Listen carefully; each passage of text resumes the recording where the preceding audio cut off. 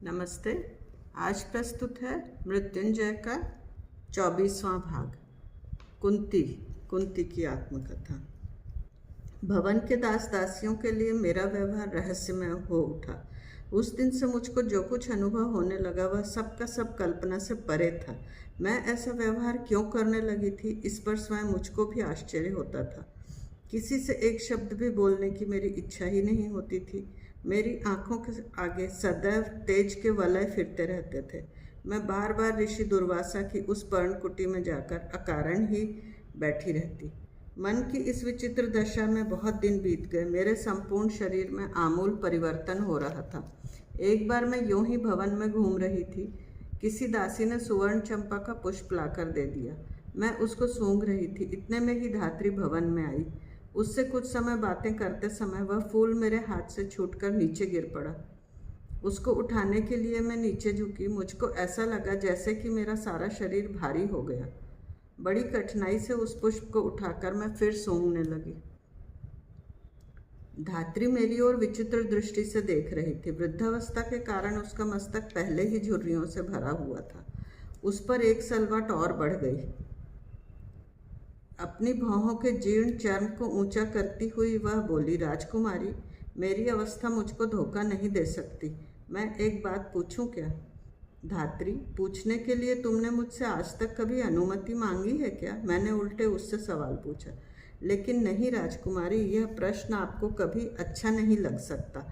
आप तत्क्षण आज्ञा दे देंगी कि यह वृद्धा पागल हो गई है, इसकी पीठ पर कशाघात करके इसको अरण्य में छोड़ आओ। धात्री, तुम भवन में सबसे अधिक वृद्धा और सबसे अधिक विश्वसनीय हो। यह बात अभी भूली नहीं हूँ मैं। पूछो, तुम जो कुछ पूछना चाहती हो। एक बार फिर उसकी वृद्ध दृष्टि मेरे सारे शरीर पर से फिर गई। कांपती हुई गर्दन से उसने पूछा, राजकुमारी, आप माता बनने वाली हैं? धात्री, तुम किससे बात कर रही हो ये जानती हो ना? मैं जोर से चीखी। मेरी देह पर जैसे सांप रेंग गया। राजकुमारी, मेरे बाल पक गए हैं। इस भवन की 3 राजपीढ़ियाँ मैंने देखी हैं।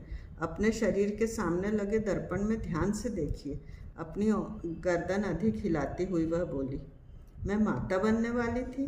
कौमार्य अवस्था में माता? मातृत्व स्त्री को मिला हुआ सर्वश्रेष्ठ वरदान है, परंतु मुझको मिलने वाला यह वरदान क्या शाप तुल्य ही नहीं था? दुर्वासा ऋषि का वह कथन मेरे कानों में गूंजने लगा, तू वीरों की जननी होगी। उनके मंत्र के संक्षिप्त शब्द मेरे कानों में प्रतिध्वनित होने लगे। ओ, दूसरे ही क्षण मेरे मन के गुंबद में पिताजी के वे शब्द गूंजने लगे, वीरों को विजय की मस्ती में जीना चाहिए और वीर कन्याओं को शील के लिए मरना चाहिए। शील, स्त्रियों का अमूल्य रत्न। शील अर्थात आर्यावर्त की स्त्री का श्वासोच्छ्वास। इसी समय उद्यान में चंडोल पक्षी का बच्चा चोंच फाड़कर चिल्लाने लगा, चिर्र चिर्र। क्षत्रिय कन्या, शील, शब्दों की घनघोर वर्षा होने लगी। स्वर नृत्य करने लगे। शील, क्षत्रिय कन्या। कानों पर हाथ रखकर मैं आंखें बंद कर चिल्लाई, धात्री, ठहरो। धात्री, मैं राजकुमारी कुंती तुमसे कहती हूँ कि संसार में जो सबसे अधिक दाहक विष हो वह संध्या होने के पूर्व ही मेरे हाथ में आ जाना चाहिए। मेरे लिए अन्य कोई सुरक्षित मार्ग नहीं था। राजकुमारी, वीणा के तार की तरह उसकी आवाज़ कांप उठी। जाओ, यह राजकुमारी की आज्ञा है। परंतु धात्री, दासी का काम आज्ञा पालन करना है, उपदेश देना नहीं। वह सिर झुकाकर भवन से बाहर चली गई। उसके बाद धात्री मेरे भवन में कभी आई ही नहीं। अपनी राजकुमारी को विष लाकर देने का साहस उसके हृदय में नहीं था। मैंने अनेक संदेशों भेजे। मेरे मन में एक ही विचार दृढ़ होता जा रहा था, मृत्यु। तड़पते हुए प्राणों की वेदना को सदैव के लिए शांत करने के लिए मेरे सामने मृत्यु के अतिरिक्त और कोई मार्ग नहीं था। प्रतिष्ठा की श्रृंखला में बंधे हुए प्राणी को अज्ञात के अनंत प्रदेश की ओर ले जाने वाली मृत्यु। समाज इस मातृत्व का कैसे स्वागत करेगा? मुझको मंत्र द्वारा पुत्र प्राप्ति हुई है, इस ज्वलंत सत्य पर वे कभी विश्वास करेंगे क्या? स्वयं दुर्वासा भी आकर यदि नगर के चौक में खड़े होकर अपने मुख से यह कहें, तब भी किसी को विश्वास नहीं होगा। क्यों आए थे दुर्वासा इस नगर में? मेरे जीवन के साथ इतना भयंकर खेल खेलकर उन्होंने क्या पाया? उनके उस भयानक प्रयोग से मेरा क्या संबंध था? लेकिन यह कहने से ही तो अब मुझको छुटकारा नहीं मिल सकता है। मैं तत्क्षण उठी और जोर से ताली बजाई। एक दासी तत्परता से भीतर आई। उससे मैंने कहा, जैसी है वैसी ही जा और नगर से राजवैद्य को बुला ला, जिस अवस्था में हूँ उसी में। वह चली गई। आधी घड़ी के भीतर ही राजवैद्य मेरे भवन में प्रविष्ट हुए। सुनकर अभिवादन कर वे बोले, राजकुमारी क्या आज्ञा है? वैद्यराज, महर्षि दुर्वासा के यज्ञ का उपसंहार करना है। उसमें अंतिम आहुति के रूप में संसार के सर्वाधिक प्रभावशाली विष का प्रयोग करना है। इस दासी के साथ शीघ्र ही भिजवा दीजिए। दुर्वासा ऋषि का नाम लेते ही वैद्यराज चुप हो गए। उन्होंने फिर कोई प्रश्न नहीं किया, क्योंकि वे जानते थे दुर्वासा ऋषि किसी भी दुर्लभ वस्तु को चाहे जब मांग बैठते थे। उस रात चारों ओर सुनसान होते ही मैं धीरे से पलंग पर से उठी। कोने में रखी हुई वह विष की शीशी हाथ में ले ली। मथुरा के पिताजी का स्मरण कर मैंने उनको प्रणाम किया और आंखें बंद कर धीरे से बोली, पिताजी, आपकी प्रथा एक क्षत्रिय राजा की कन्या है। वह यह बात कभी नहीं भूलेगी। मेरा निर्णय आपको निश्चय ही अच्छा लगेगा। इसके बाद भोजपुर के पिताजी का स्मरण कर मैंने उनको भी प्रणाम किया। क्षत्रिय कन्याओं को शील के लिए मरना चाहिए, यह सत्य मैं आज सिद्ध करने जा रही हूँ। तात मुझको आशीर्वाद और धैर्य दीजिए। क्षण भर के लिए मैंने आंखें खोली। चारों ओर शमशान शांति थी। थोड़ी देर बाद मैं भी इसी तरह शांत हो जाऊंगी। आंखें बंद कर मैंने वह शीशी मुंह में उलट ली और देह पलंग पर डाल दी। अब प्रातःकाल नगर में हाहाकार मच जाएगा। मैंने विष की वह शीशी पी ली थी, किंतु उसका कुछ भी प्रभाव नहीं हुआ। मृत्यु भी अपनी कृपा दृष्टि इच्छित समय में करने को तैयार नहीं होती। मेरा विचार था कि अब मेरे उदर में भयानक अग्निदाह उठेगा, परंतु गले में थोड़ी जलन होने के अतिरिक्त मुझको और कुछ भी न हुआ। आधी घटिका तक मैं पलंग पर पड़ी रही, लेकिन मुझको कुछ भी नहीं हुआ। अत्यंत मानसिक वेदना से आलस्य अवश आ रहा था। द्वार खोलकर मैं भवन से बाहर निकली। दासियों के कक्ष में आई। वहाँ अनेक दासियां सो रही थी। एक कोने में धात्री भी शरीर गुड़मुड़ाए सो रही थी। मैंने जोर जोर से हिलाकर उसको जगाया। मुझको देखते ही वह चौंक पड़ी। हाथ पकड़कर उसी दशा में उसको खींचती हुई मैं महल में लाई।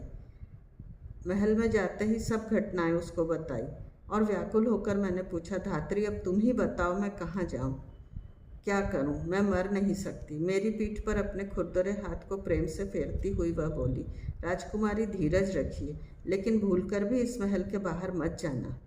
आपको इस स्थिति में कोई भी न देखने पाए। उस दिन के बाद धात्री मेरे महल ही में रहने लगी। वह किसी को भी महल में नहीं आने देती।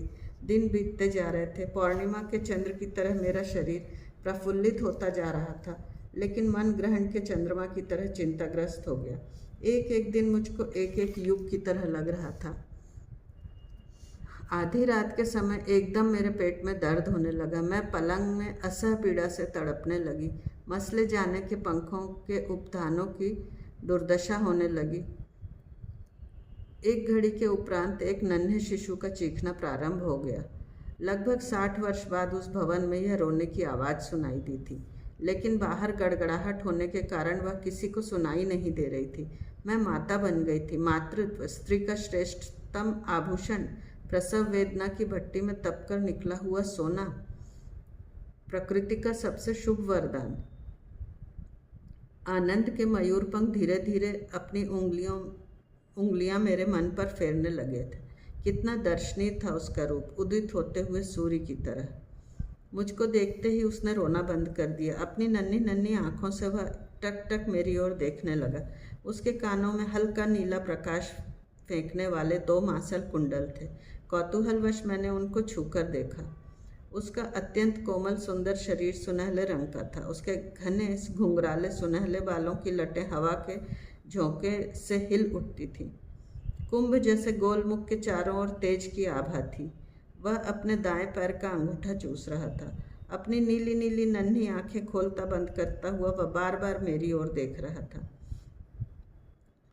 इसी बीच हवा का एक झोंका आया। उसके साथ ही वह किलकारी मार उठा। उसके बाल हिल उठे, एक सुंदर गड्ढा गाल पर पड़ गया। उसको देखते ही मैं राजकुमारी हूँ, एक क्षत्रिय कन्या हूँ, यह मेरी कौमार्य अवस्था का बालक है, मैं यह सब भूल गई। धात्री के हाथ से मैंने उसको अपने हाथ में लिया, आवेग से, और बार बार उसको चूमा। मेरा स्पर्श पाते ही वह मुझसे चिपट गया। मैं धन्य हो गई। इस अनुभव से मेरा शरीर रोमांचित हो गया। उसके मांसल स्पर्श से मेरे आंचल में दूध भर आया। दूध पिलाने के लिए मैंने उसको गोद में लिटाया। आंचल में जैसे ही उसको ढका, वैसे ही धात्री ने मेरा हाथ पकड़ लिया।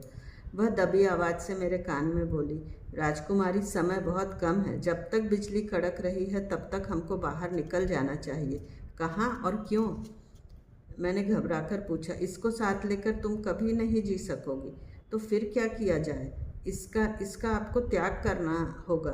तुम क्या कह रही हो धात्री? एक माता को अपने सद्योजात शिशु का त्याग करने के लिए कह रही हो? राजकुमारी, मैं तो सब जानती हूँ, लेकिन नगर के लोगों को तुम यह कैसे समझा सकोगी? नहीं धात्री, चाहे प्राण चले जाएं, पर मैं इसको नहीं छोड़ूंगी। मैं किसी की राजकुमारी नहीं हूँ, किसी की कन्या नहीं हूँ, अपने इस लाडले की माता हूँ, बस केवल एक माता। राजकुमारी, पुत्र जन्म के आनंद से विवेक मत खोइए। कल महाराज को जब यह पता चलेगा तब क्या होगा? मुझसे कहा नहीं जाता। शायद शायद शायद क्या? वे तुमको महल से बाहर निकाल दें, लोग तुमको उल्टा कहकर नोच खाएं, मथुरा का द्वार भी आपके लिए कभी नहीं खुलेगा। तो फिर मैं क्या करूं धात्री? मैं कहाँ जाऊं? मैं विवश होकर सिसकने लगी। राजकुमारी, धैर्य रखिए। इसका त्याग करने के अतिरिक्त आपके सामने कोई चारा नहीं है। त्याग कैसे करूं? माता होकर हत्यारिन बनूं? जल्दी कीजिए, इसका रोना किसी के कानों तक पहुँचे उससे पहले ही हमको भवन से बाहर निकल जाना चाहिए। धात्री, कितनी निर्दयी हो तुम! एक माता को पुत्र का गला घोंटने को कह रही हो। मुझको उससे घृणा हुई। राजकुमारी, मुझको एक राजकुमारी का गला बचाना है। आपको मेरी बात इतनी बुरी लगती है तो आप बैठी बैठी विचार करती रहिए। मैं जाती हूँ, लेकिन यदि महाराज ने एक बार इसको देख लिया तो। और वह बाहर जाने लगी। ये अध्याय हम यहीं समाप्त करते हैं, शेष अगले में। धन्यवाद। और आपको ये सुनना अगर अच्छा लग रहा हो तो कृपया सब्सक्राइब करें, लाइक करें, शेयर करें।